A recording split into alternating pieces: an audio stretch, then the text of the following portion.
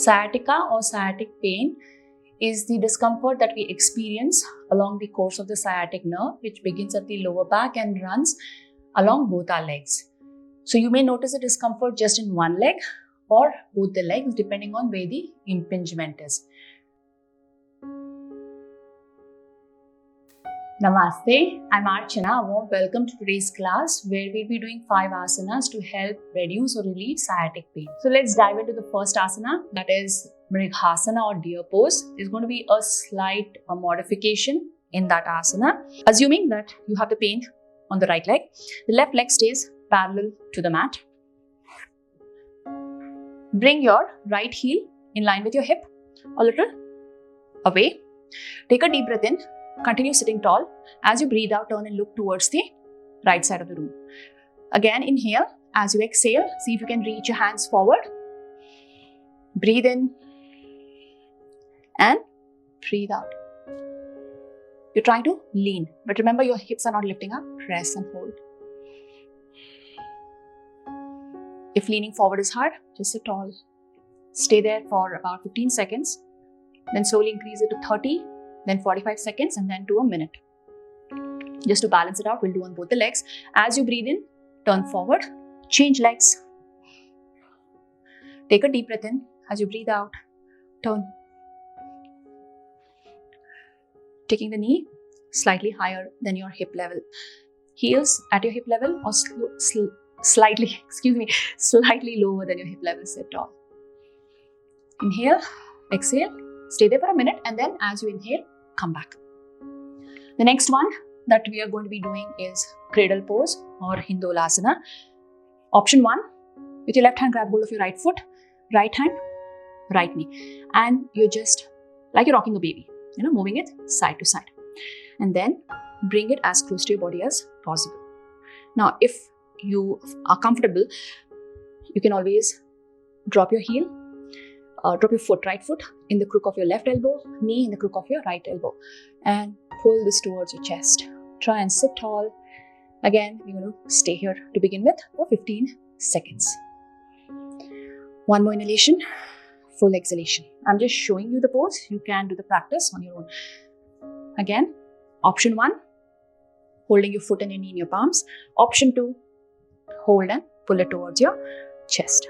Before we move into the third asana, 3 key things to remember when you do this practice is all along the practice, you are breathing deeply. Don't hold on to your breath. The moment you do that, you signal to the body that it is not safe. So you may not be able to go into the full range of motion, which you would have been able to do when you're more relaxed. So breathing deeply is really key. The second key thing to remember is that you do the asana only to a point of discomfort. Don't try to push beyond it. Once you come to that point where you notice some discomfort, stay there. Take a few breaths in and out.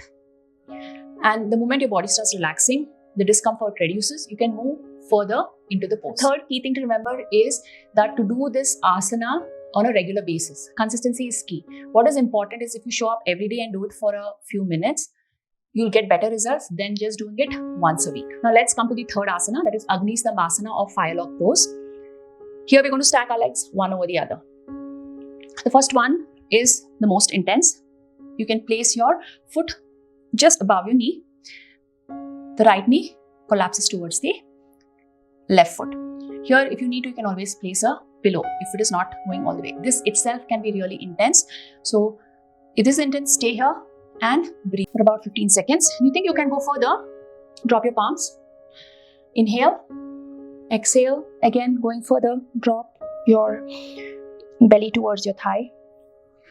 And if you think you can go further, your forearms, drop your forearms on the mat, palms on the mat or floor, chin towards your chest, forehead towards the mat. Now, if this is too much, the other option is just place your foot below your knee. Inhale, create length, exhale, lean forward. The next one, the third option, which is the least intense, is just one leg in front of the other. Inhale, create length, or you can always reach your hands up. As you breathe out, forearms, chin to chest, forehead in the direction of the floor. It all depends on how much of the the pain is, how intense your pain is. Same thing on the other leg. I'll show you from the side. Stack. You can always reach. First one palms, then forearms, belly towards your thigh, chin to chest, forehead in the direction of the mat. Option 2. Again, creating that length in your spine. Option 3.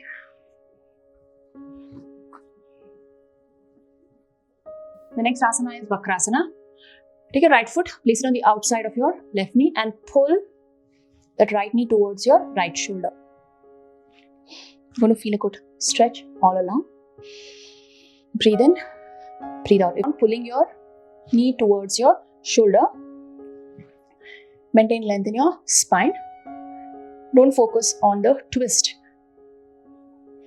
Take a deep breath in, breathe out. Repeat on the other side.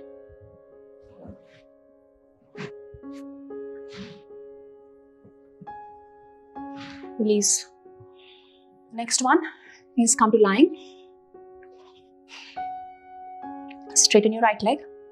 Bend your left knee. Here, if you need to, just bump your hips to the left side. Drop your knee, left knee towards the right side of the mat. Remember that right leg is straight.